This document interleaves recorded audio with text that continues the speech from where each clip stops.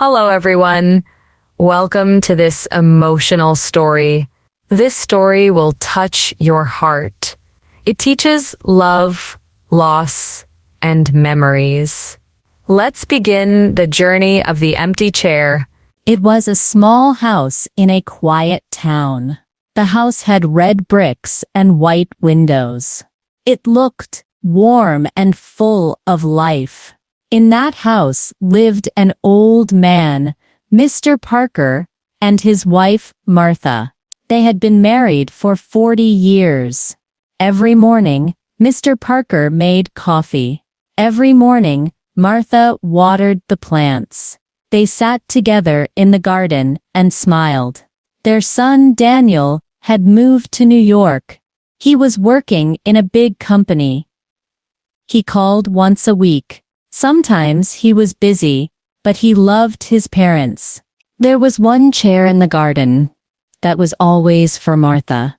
It was blue, soft, and a little broken. She loved that chair. She sat there every day, even in winter. One rainy evening, Martha felt pain in her chest. She didn't say much. She thought it was nothing, but the pain got worse. Mr. Parker called the ambulance. The doctors came fast. They took her to the hospital. Mr. Parker followed in his car. He held her hand in the hospital bed. She smiled and said, "Don't worry, I'm strong." But her heart was weak, very weak.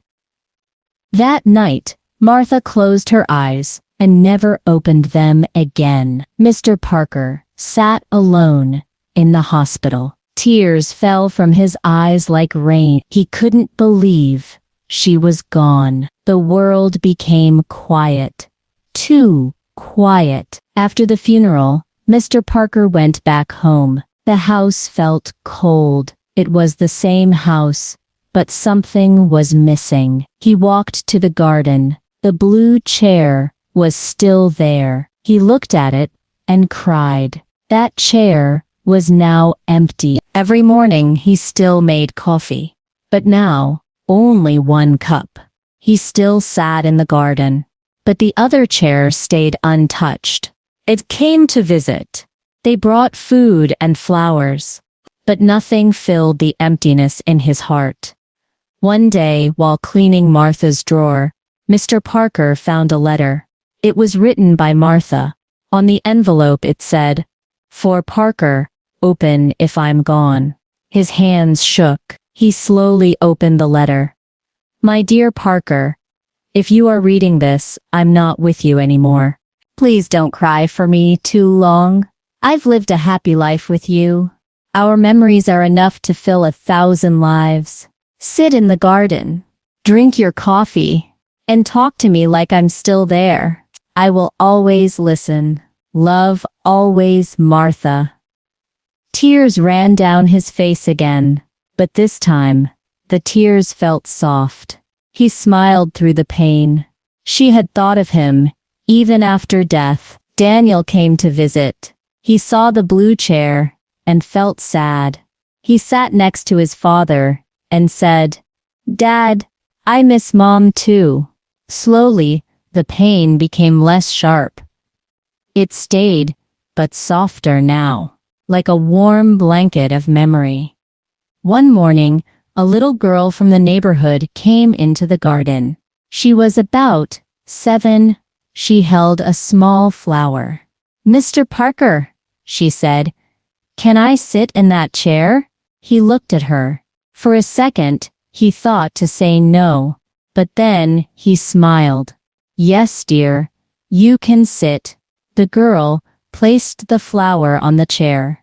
"My grandma is in heaven too," she said. He nodded. "Yes, heaven has many beautiful souls."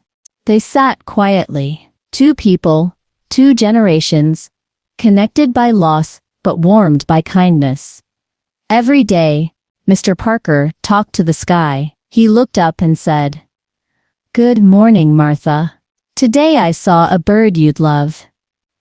Today I wore your favorite sweater." He didn't care if people thought he was crazy. He knew she heard him. He felt it in the wind, in the sun, in the quiet. Years passed. Mr. Parker became older and weaker. One day, he sat in the garden and wrote a letter. Just like Martha did, he placed it under the blue chair.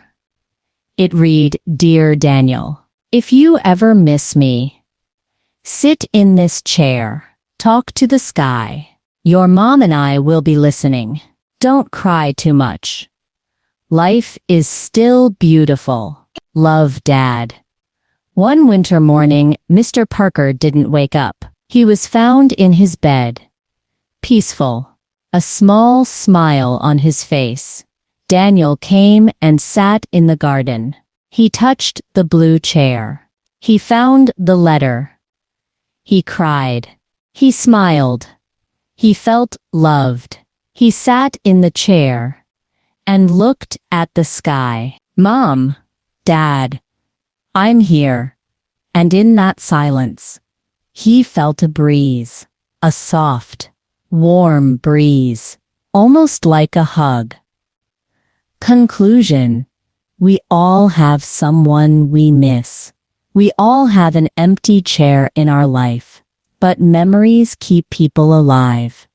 Love never truly dies. Speak to the sky.